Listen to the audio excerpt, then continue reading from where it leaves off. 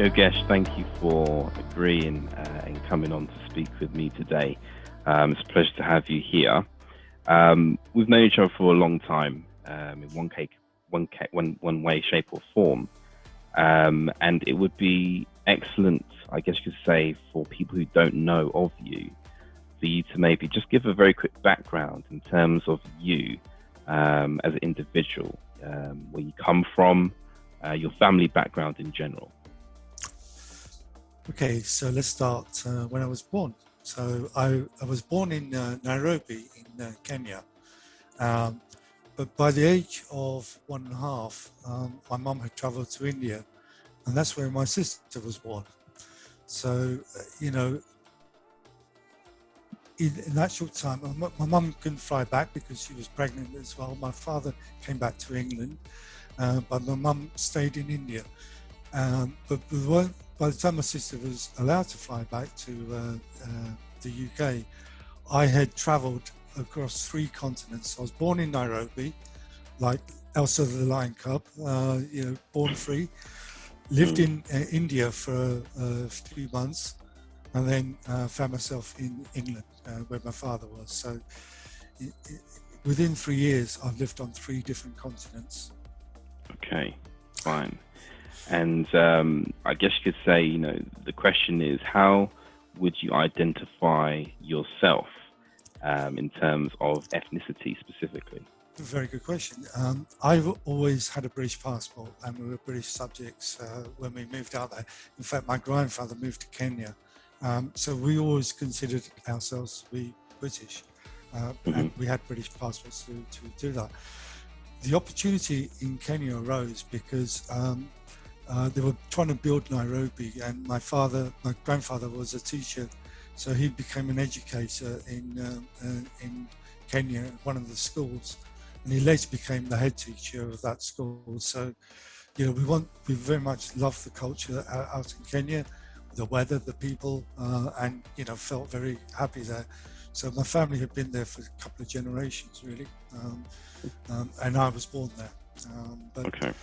We were always under the British Empire and British citizenship. So I guess the question is, if you're traveling to, it's a bit far-fetched now, but if you're traveling to a lovely Caribbean country, we've been given the green light by the government, COVID has allowed us to travel. And you have the visa. Yeah. And they ask you to click or tick which ethnicity group you belong to. Where do you tick? What do you tick? What's the box? I'm a British citizen. I'm British and I'm proud of it. And, if they wanted to say what my race is, what my religion, that's different. But I feel British and I've always felt British. It's a very important question, I feel, to maybe identify that first and foremost, because I've had my own personal experiences, when you don't know what to tick, for example, on that visa card. Sure. I was born in England, so I recognize myself as obviously English. However, I can appreciate for others like yourself, yes, you are British passport holder, everything there. However, you're born in other countries, so therefore there could be some, I guess you say, misunderstanding or unclarity in terms of, how to identify specifically according to a piece of paper. I mean, the thing is, I grew up in England, and from the age of 3, I went to the nursery, I went to the school, preschool, university. It's all been in the UK. So, so I considered myself to be British. Yeah, when I was young, I didn't have much experience of racism or anything like that.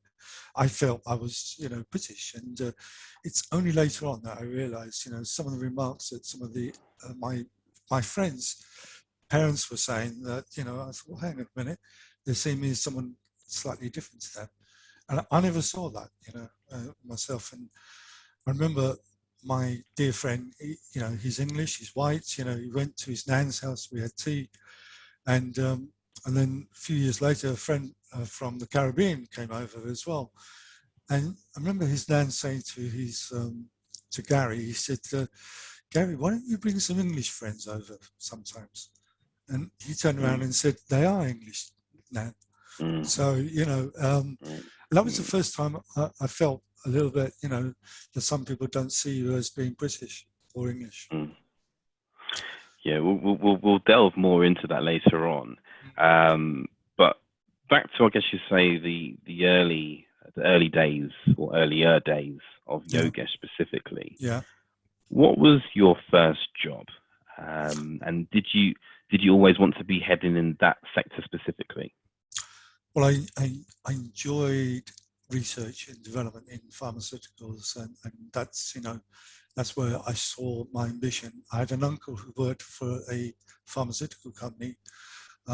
He worked on the bench as a chemist in the company, and I was really encouraged about what he was doing. And I had another uncle who was a pharmacist, and he owned a pharmacy and he worked in a shop. And I realized at that time I didn't want to work in a shop. I wanted to work in industry and create medicines. And that was a fantastic opportunity. That's what I wanted to do. That's where my passion was. And that's where, it drove me to take science A levels and that sort of thing. And where did you study? University? Yeah, so I studied, I did at Kingston University, I did a degree, and then I did a master's in London, and then Strathclyde University, I did another master's as well. And I guess you say from start to finish in terms of your education, from, I guess you say, degree to master's and what have you, how many years in total was that of studying?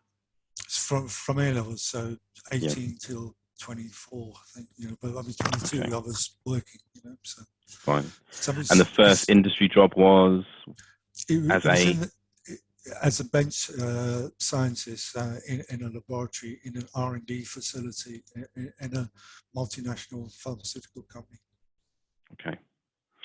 Now, I remember a conversation that we had a number of months back, which I'd like for you maybe to, I guess you say, tell the listeners now about, if you don't mind, in terms of, the younger or the earlier days when you were applying to jobs. I think, well, you can tell the rest of the story. So I was very interested in working for a research-based pharmaceutical company, and I applied, with a CV. And I sent it off and waited to hear the response. There was no emails of that. Everything was done by post. So, I had to wait for the letter. The letter came back to me saying, we are sorry, but unfortunately this position is no longer available, which I was disappointed. But a friend of mine said, he goes, you know why you're not getting the job? I said, no, this is try and use a different name. Try and use an English sounding name. I said, are you sure about this? He said, yeah, just try and see. And I think you find it different. So instead of putting my name, I put a very common English surname, I think John Smith, right? You couldn't get more common than that. And I sent that off. The rest of the details were exactly the same. I changed the address because my friend lived 2 doors down the road. So I changed it to his address. I didn't want, the letter coming here. I wanted to come to his house. So I gave the address, but everything else was exactly the same. And a few days later, a letter came back. John Smith, you've been invited for an interview. Okay. So, can you give some context in terms of the rough year of when this was approximately? Well, it's in the 70s, 70s. Yeah, late 70s, early 80s. Late 70s, early 80s. Okay. So it was a while ago, but at that moment. Sorry, carry on. Yeah. So I took note of that, and so I thought I'd call the HR department of the company. To see, because obviously, and I said to him, my name is not John Smith, it's Yogesh Davé, just to set it aside, but I'm really interested in coming and was wondering if you had opportunities there. And, I wrote a CV, said that the position had been filled, but then I reapplied under John Smith and and you're inviting me for an interview. So I really wanted to learn. And, I got this strange answer, it's not typical today, I know. But they said that with my name like Yogesh Davé may not integrate properly within the company, that my English may not be of a standard. Um, yeah. They said that to you via the phone. Yeah, she said that on the phone to me, but she wouldn't put it in writing. And basically, they cancelled my interview with John Smith because, they said that I'd falsified my application, so they wouldn't be inviting me for an interview anyway. So. I mean, look, by the letter of the law, yes, you did falsify the information. Yes, however, I did. For obviously purposes which obviously we can now tap into. Firstly, when you received that, I guess say confirmation that you would like to be invited to interview as John Smith, as opposed to Yogesh, how did that make you feel? It made me feel strange, and I said to my mum, this is happening. He goes, maybe I should change my name to a more English-sounding name. My mum was horrified at that, but actually my middle name is Christian, and when I joined a pharmaceutical company, they called me Chris instead of Yogesh initially. Oh, really? Yeah, Christian is my middle name, right? But the manager couldn't pronounce Yogesh properly. He kept calling me Joseph for some strange reason. But I said, it's Yogesh, not Joseph. So he goes, do you have a middle name? I said, yeah, Christian. He said, I'll call you Chris. And when I was young, you were just told what you were doing. And so they called me Chris initially, and that was the name that I used because it was anglicized, it was easier for other people to pronounce. It made their lives easier. But it's not difficult, my name's not that difficult, but, Chinese people have to change their names, to English sounding names, and other people have to do that. I've had some people who are, Muslim, who've now call themselves English names because they weren't even recognized, before. So it's really unfortunate why a name should make a difference. It's the person that matters, not the name, surely. It's interesting how the HR individual turned it round, I guess you could say, to, using your false information as to the reasons to why, they're not going to proceed. Yeah. Hearing a story like that, if you were to speak to or know that individual again who told you that information over the phone about how you would integrate well, what would you say to her? Look, I would love to chance to have a Zoom meeting, and you can see I can clearly speak English. That I was born in England, I was raised in England. I have English values. I enjoy football, cricket. I enjoy drinking. Going to things. So I'm British and very proud of it, and accept me for who I am as a person. And I think I would have tried to change her mind, and that I could really assemble and integrate with anybody, and it's been shown now that I can, because I've got to a senior level in the industry where I'm integrating with people at all different nationalities and whatever backgrounds they have. And it's not, I don't see the person. I mean, I see color in people. I see if they're white, black, that's true. But what I see is people as being equal. And I think that's the ideal world. Yeah, with that individual, I mean, the question I have to ask you, because you've been through it in the industry, is do you feel that you can be a powerful diversity and inclusion advocate in such a position without having experienced adversity yourself? Yeah, I think, you see it, you see, I when I grew up, a poor part of London, right? And, everyone around me were immigrant children, so we played together. We never saw any barriers. And, we used to play football, cricket, everything on the street, mostly because, then we saw other people moving into the area, other people from different nationalities, white as well as coloured people, if I can put it that way. But we all integrated. And, we never saw any diversity, any issues between us. It's only when we got out into the real world, that people see you as different. And yeah, I like to change that. I don't know how though. Because people will have biases.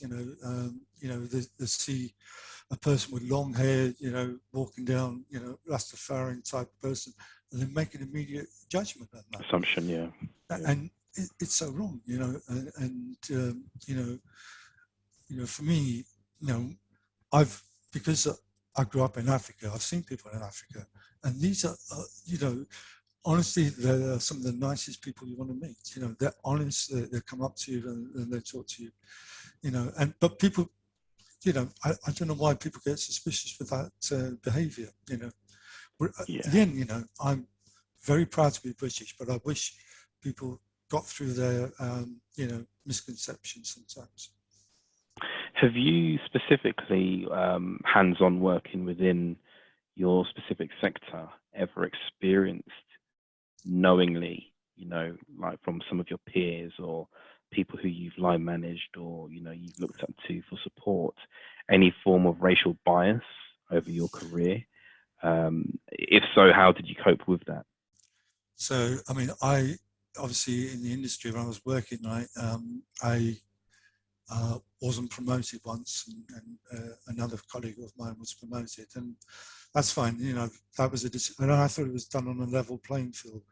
But for me, I found out later he was promoted because he was white, he was English, and he indulged in activities with the senior management. And Right. whereas I thought my own hard work will shine through. But I quickly realized that you really have to promote yourself and get on board with the managers, the people that actually do it to win anything. And that's what I did in the end. And that's the way I got promoted. Being a man of color, that's how you felt. Yeah. You had to act a certain way exactly. to climb up the ladder, Absolutely. so to speak. Absolutely. And I mean, you obviously started out as a permanent member of staff working for pharmaceutical companies. Yeah. Did the way in which you were having to act in order to, establish yourself and, climb the ladder professionally, did that have a big impact in terms of you moving to more of the consultancy contracting work that you do? Well, I wanted then to be in a position where I was my own boss and control my own destiny, which you can do as a consultant. So in the end, it's not about climbing up that global path. Within the pharmaceutical company, I left a position in a very big company as the senior director and VP. So I climbed to the top. I don't think I could climb much higher. However, that still didn't give me the satisfaction. And there's still areas that I felt that I would better to run my own business and be in control of my own destiny. And I'm glad I've done that. Now I go into companies as a consultant and I give advice and and everything else, and present people who are best ready for promotion. People ask me as a consultant, "What do you think of this chap?" And I will judge them on their abilities, nothing else. To a point where one company said, "You keep employing coloured people." I mean, there was a Sri Lankan guy who was excellent, right? I promoted him, and someone in the senior management team of that company said, "You're promoted because he's the same colour as you." And wow. I said, I could not believe he said that. I looked at him and said, "No, I'm promoting him because I believe I'm suggesting that as a promotion. It's up to your company to decide, but he's the best person to do the job in abilities. It's nothing to do with the tone of his skin." I mean, it's quite shocking, really, that people at board, stroke very senior level, are saying these things out aloud.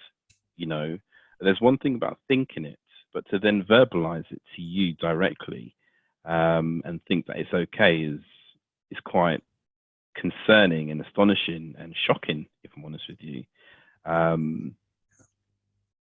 From your perspective, how do you think you can increase diversity within companies or organizations at leadership level then? If you're speaking and interacting as a consultant now with boards, with VPs, with CEOs who have started up companies, and you're engaging with them, and they're speaking to you on the level of, I guess you say, respect from a technical piece. Yeah. How can you hands-on increase diversity specifically at leadership level? That's still a very hard challenge. It's you look at the top organizations, in the industry, you look at the board of management, the senior board of management. Yeah, there are women there now, thank God, I'm really pleased with that. But look to see how diverse that senior management team is.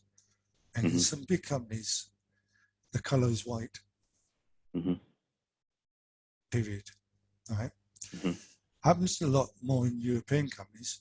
The US, is more generous. I think, there are more people of color in very senior positions, like MSD.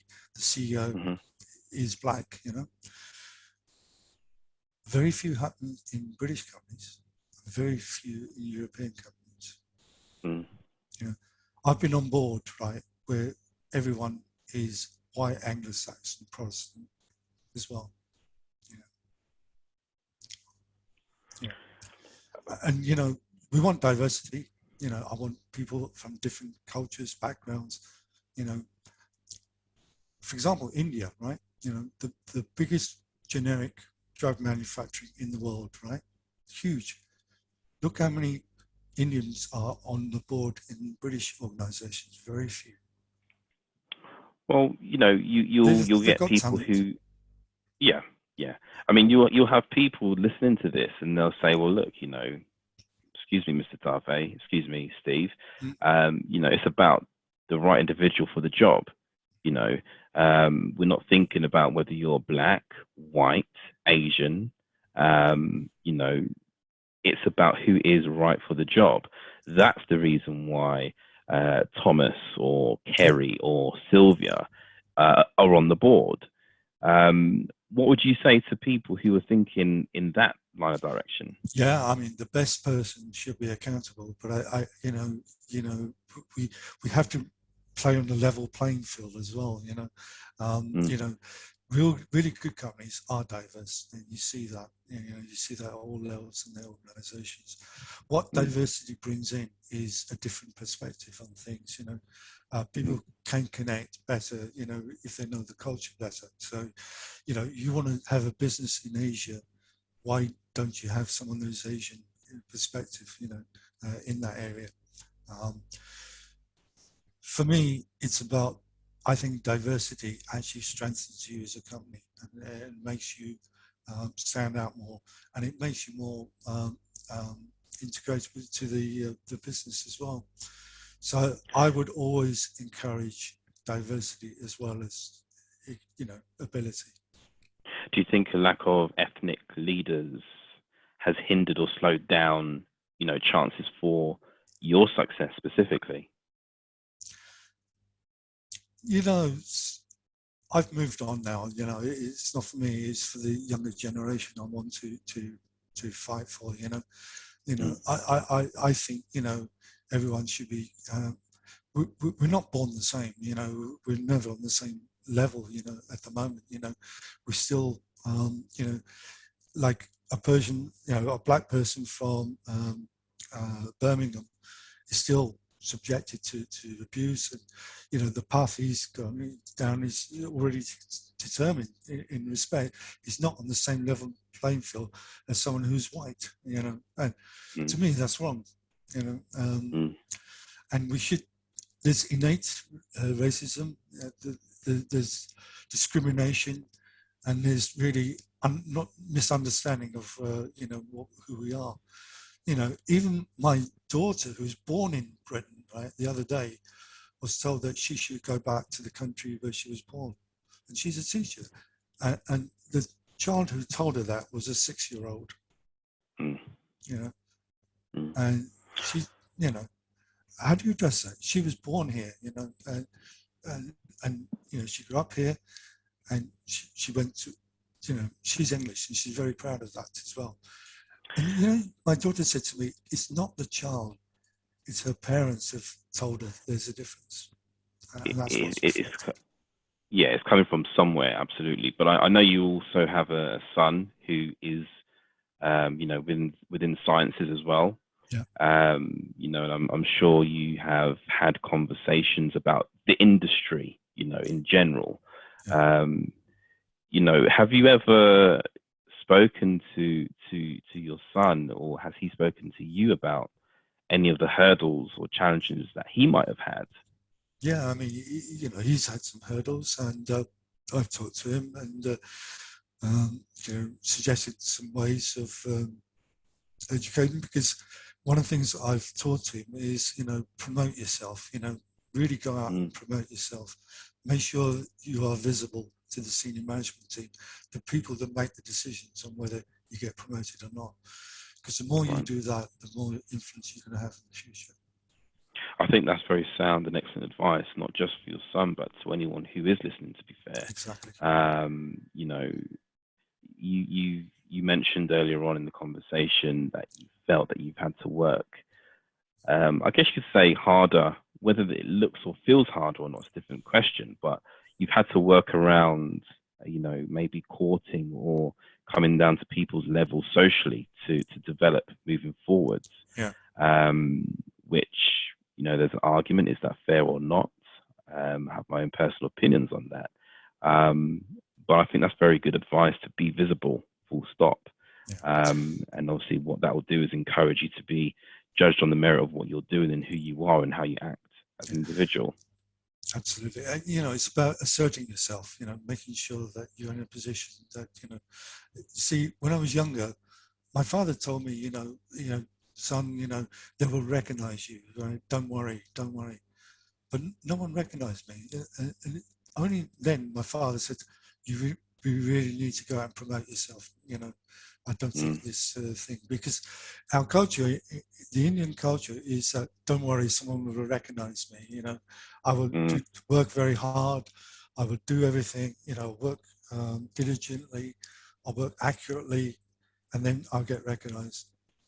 Actually, it doesn't work. The way some of the companies are is that you've got to be out there. You not only got to work hard, you've got to promote yourself, and that's really important, no matter what color you are or where you are.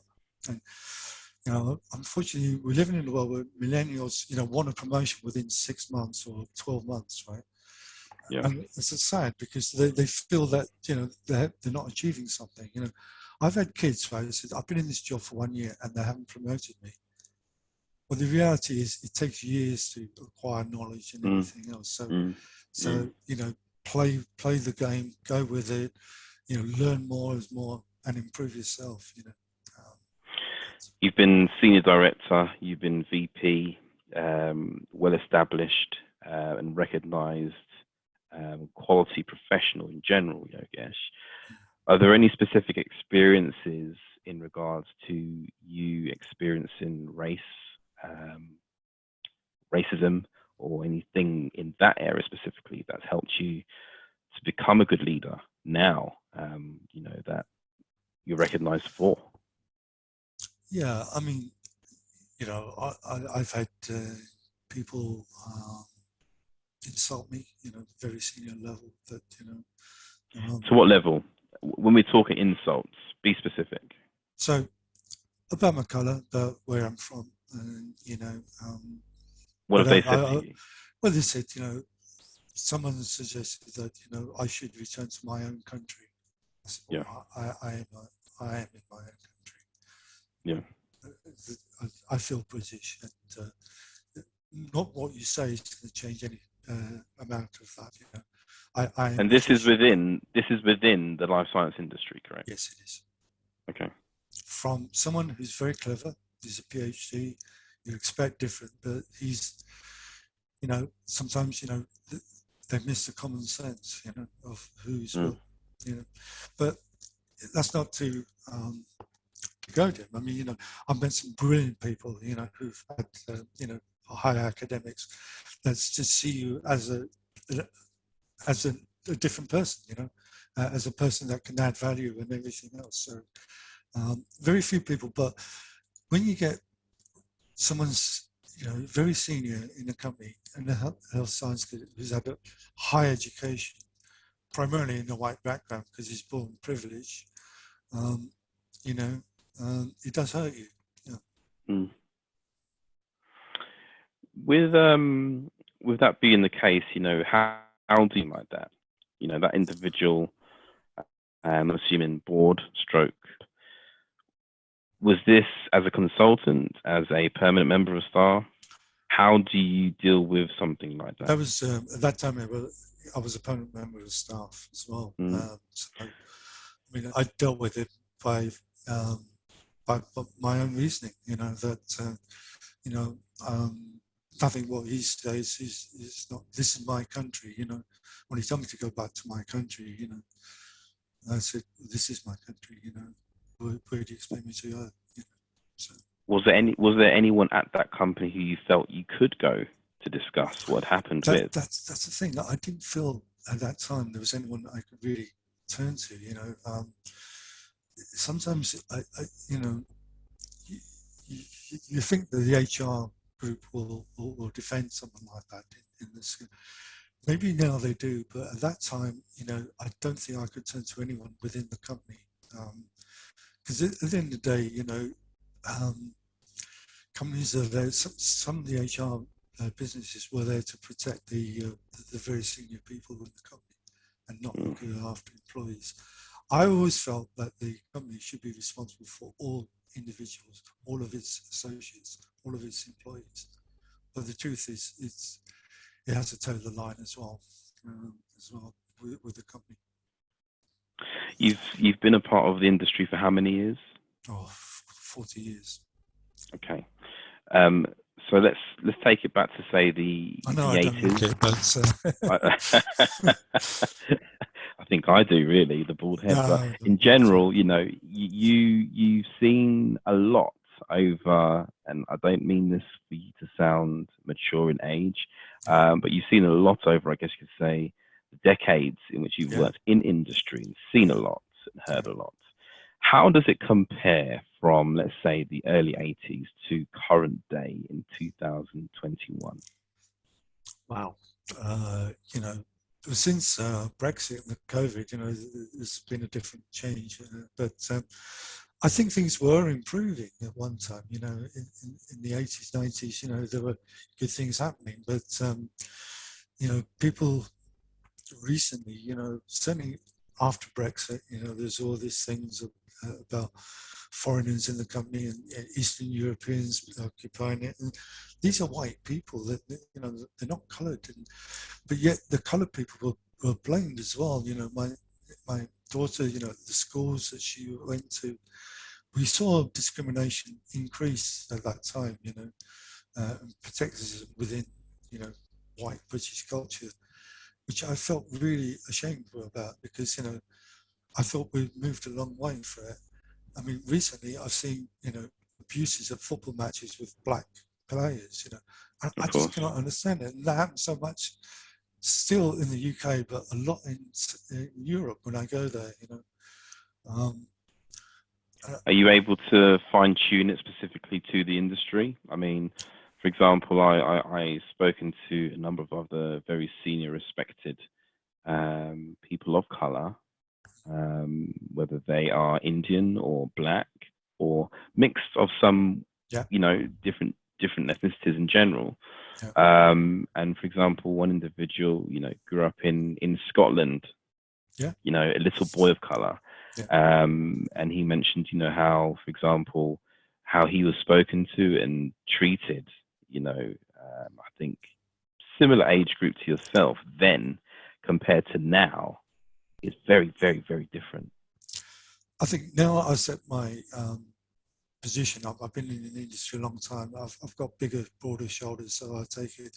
When I was younger, I know, that I had disadvantages, and people, abused me more.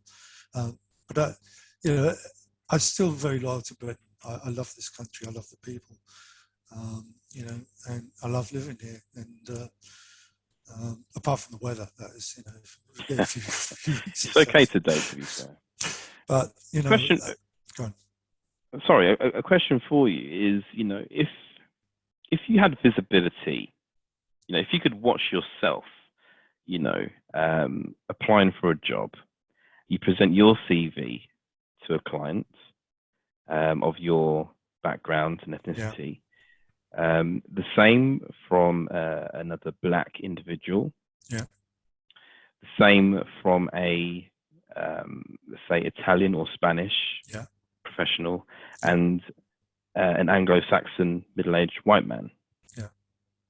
If you had to rank in order who would get interviews first, based upon all credentials being the exact same, give or take a couple of years, here, there, and everywhere, but you all had the similar experiences. You've acted to senior director, VP level, and everything.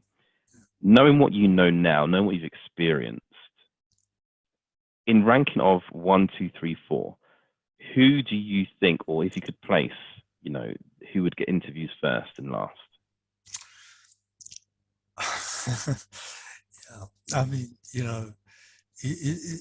unfortunately, it's not a level playing field. And I think, if you're white, Anglo-Saxon, Protestant, no.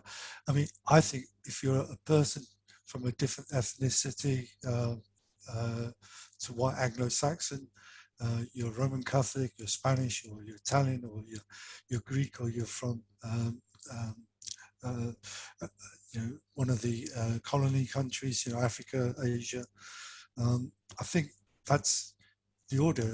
I think the white Anglo-Saxon will probably get the opportunity first of the position, which it shouldn't be the case. It should be a level playing field for all of those candidates. But and they may base it, his English is better, but I don't buy that, because if you've grown up in England, then your English is just as good. My English is better than most, is as good as any English person, because I grew up here and I learned English.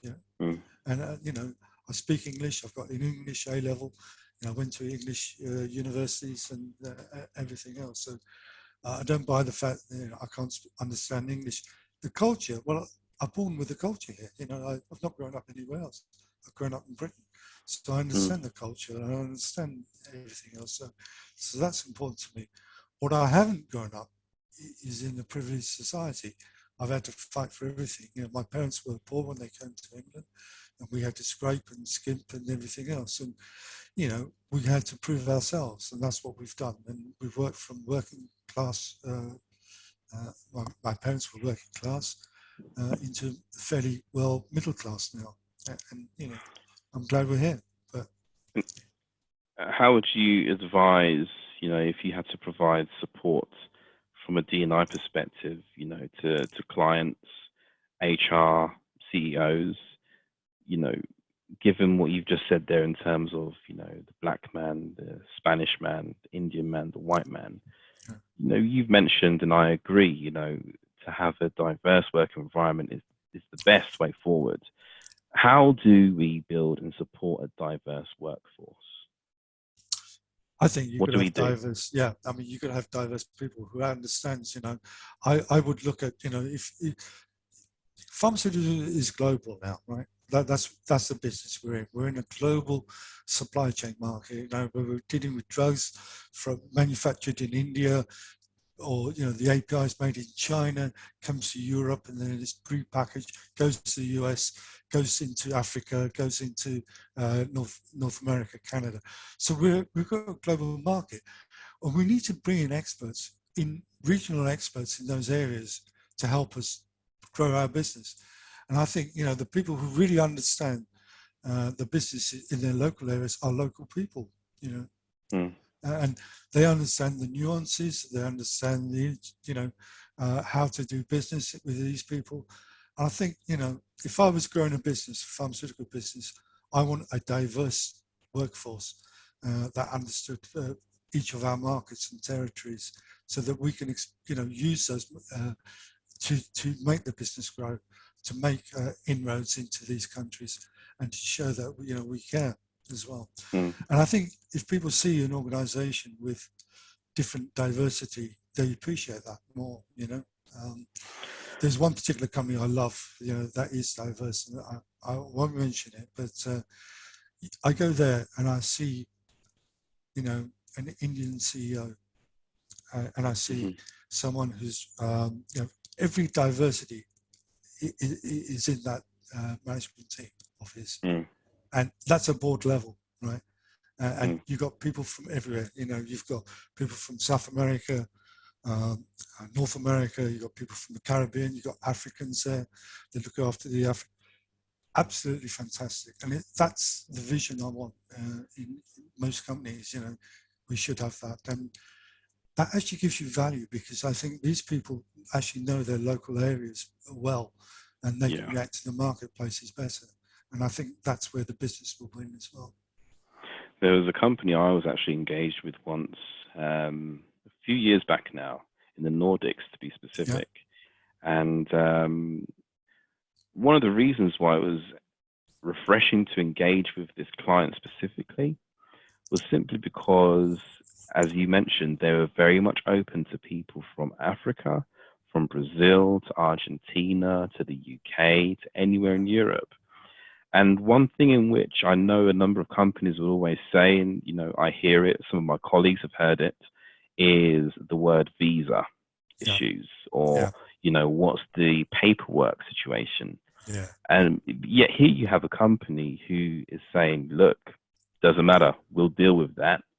We've got this in place to deal with these visas. We've got this in place to deal with those visas.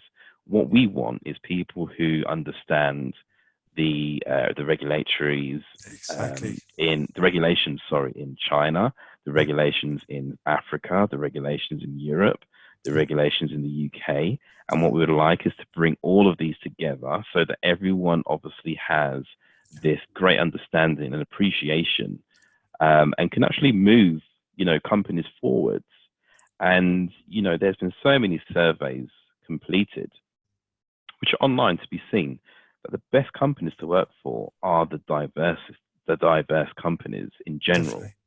Definitely. I absolutely agree with that statement.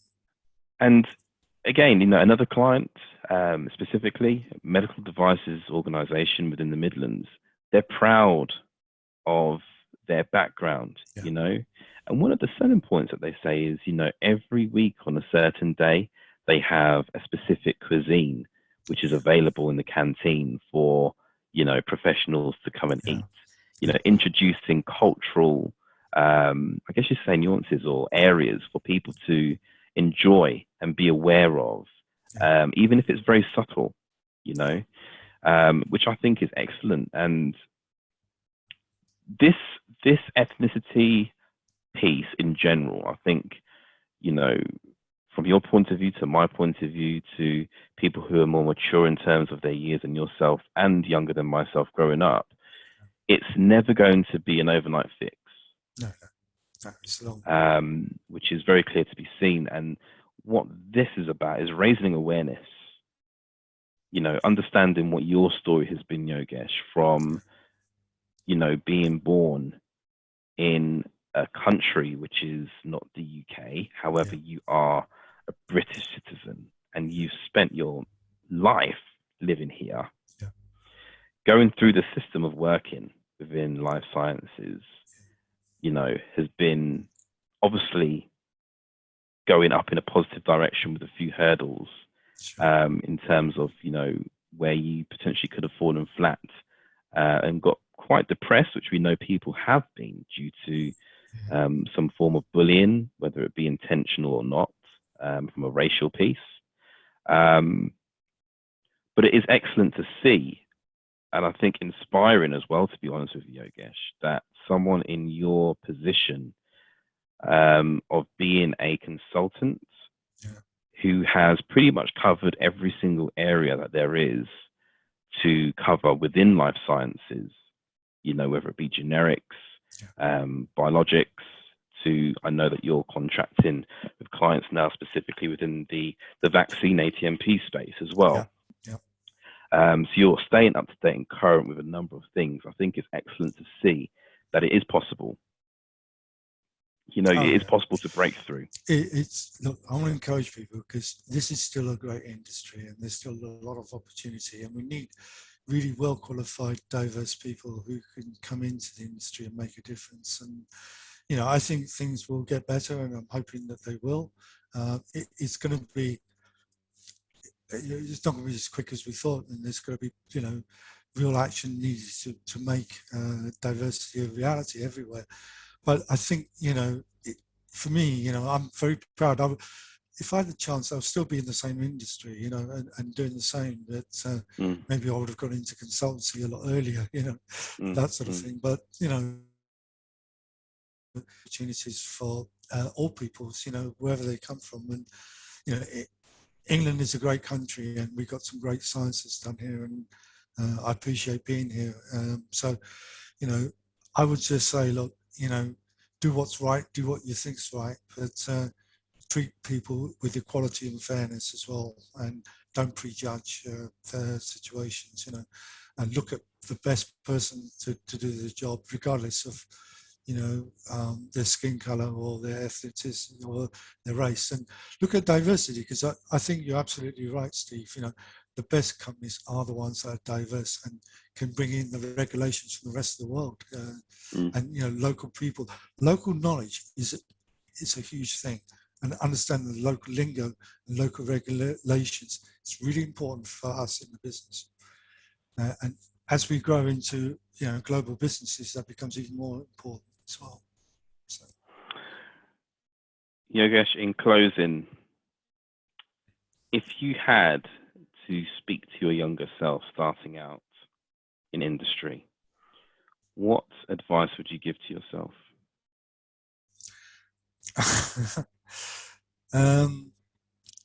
Well, the early years, I took it quite personally, some of the things that were said.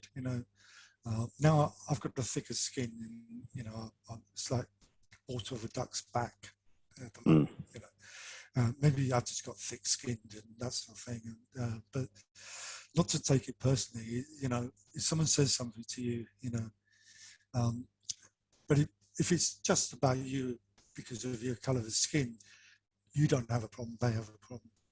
Is to accept it, So, but I would try and educate people out of that, rather than trying to force them out, because, we belong to the same species, I believe. We're all Homo sapiens, we're all citizens of this world, and we should live like that and appreciate people with that respect as well. So that's what I would say to myself, looking down. But there's sometimes, Steve, when you're young, I used to cry, and that's hard, for me to say that. I don't cry anymore, but when it's affecting you that badly, and I was fairly strong and I dealt with it. But if you're not so strong, then it can really affect you. And I think some cases, people get really, they don't believe in themselves anymore. I've always never forgot that, because my father taught me, always believe in yourself and what you're doing, and make sure, you stick to those principles and you'll be fine. The other thing I remember, this kid, who was really a good cricketer, he came into our school, right? No, he was a good footballer, let's say. And, but he never got picked by a PE teacher. And yet he had this idea that the PE teacher really liked him. And I said, no. I said, I think you got that wrong. He doesn't like you. He says, yes. He thinks I'm as good as Stanley Matthews, right? He keeps calling me Stan. I had to break it to him. He goes, no, he's not calling you Stan. He can't call you where you're from, the first four initials, because that is racism. So he's calling you Stan. Do you understand what I mean? Yeah. Yeah. So he thought, you know, and sensed that, and he never sensed it. So he never got picked for the football team, and yet he was fast, and yet he was subjected. Well, it's because you're small, and and that's why you're not a good footballer. All our English people are big and tall. Well, look at some of the best footballers in the world. They are small and they're agile. Sergio Aguero, people like that. Are small players. Messi, yeah. They're earning a lot more money than us as well. Yeah, and it's not your ability. But my father, even when he came to play cricket in England, right, he got abused, from the local cricket club because he was coloured. But my father took it and left it. He didn't want to be part of it. But why should sport or anything like that? It's so wrong. Well, look, there's absolutely lots to do, and as I said, this is about raising awareness to up and coming professionals, to peers, to clients, to HRs, to talent acquisitions, for the voice of D&I in general, to raise awareness specifically, Yogesh, so that a story can be heard. And it's very touching there, the fact that you mentioned that at times you were drove to crying, due to the seriousness of what you had been through.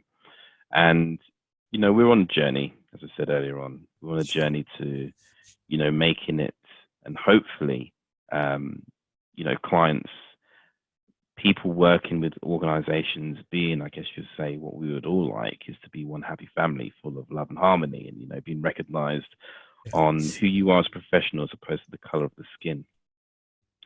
So we keep fighting the good fight. We keep trying to educate. You keep trying to educate. I know that in speaking to you, when you provided referrals, they're very diverse. Thinking about it now, actually, if you're not available for a job, or someone else, the referrals that you've given across Europe in general have always been very diverse. So please continue what you're doing. I'm always here to have a conversation with you, and at some stage in the future, we will engage, I'm sure, in another interesting conversation with more people. But I feel that it's important to hear Yogesh's story one-on-one first, and then we can take things one step at a time from there. But thank you, Yogesh.